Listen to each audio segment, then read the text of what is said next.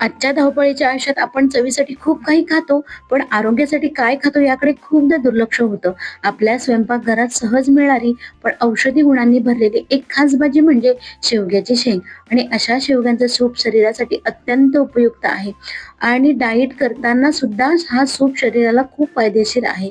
रोगप्रतिकार शक्ती वाढवते, पचन क्रिया सुधारते, हिमोग्लोबिन सुद्धा वाढते आणि आता या शेंगा मुबलक प्रमाणात उपलब्ध आहेत, त्यामुळे हे सूप तर झालंच पाहिजे. हे सूप करण्यासाठी शेंगा छान सोलून घ्याव्या, त्यामुळे यातील कडवटपणा निघून जातो.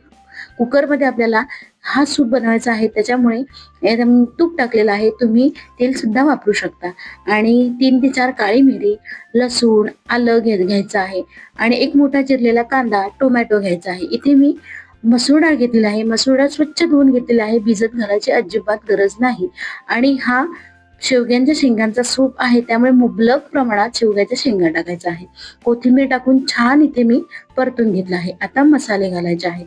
यामध्ये प्रथम बघा मी चवीपुरतं मीठ घातलेलं आहे, हळद घातलेली आहे, जिरं पूड सुद्धा घातलेली आहे आणि एक चिंचेचा तुकडा घातलेला आहे, त्यामुळे चव अत्यंत खूप छान लागते आणि इथे बघा छान परतून घेतलेलं आहे. यामध्ये 3 ते 4 ग्लास आपल्याला पाणी टाकायचं आहे आणि पाणी हे गरम उकळून टाकायचं आहे, त्याच्यामुळे आपला जो सूप आहे तो छान शिजतो आणि कुकरचं झाकण लावून 3 ते 4 शिट्ट्या काढायच्या आहेत. 3 ते 4 शिट्ट्या काढल्यामुळे ना आपला जो शेंगांचा पल्प असतो ना छान शिजतो आणि आपल्याला जास्त मेहनतही करावी लागत नाही. आणि इथे बघा छान आपलं सूप तयार झाले म्हणजे शिजलेलं आहे. आहाहा! खूप छान, खूप सुंदर.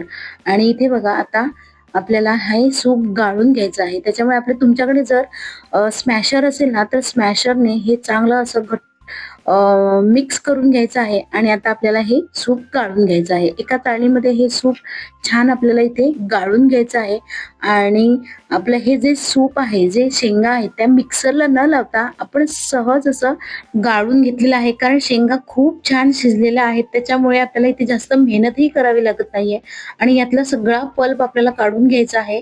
हे इथे बघा मी असं छान पलीत्याने एकदम दाबून दाबून सगळं मी घेत आहे. तुमच्याकडे स्मॅशर असेल तर स्मॅशरने सुद्धा घेऊ शकता आणि याच्यामध्ये मिरची सुद्धा तुम्ही टाकू शकता. हा मी माझ्या मुलीसाठी बनवत आहे, त्याच्यामुळे मी इथे मिरची स्किप केलेली आहे. आता इथे बघा मस्त असं यातलं सगळं पल्प निघालेलं आहे आणि हे बघा असं सूप तयार झालेलं आहे. थोडं घट्ट आहे, त्याच्यामुळे मी इथे थोडंसं पाणी टाकलेलं आहे. सूप हे थोडं पातळ पाहिजे म्हणून मी इथे थोडंसं सूप पातळ करते.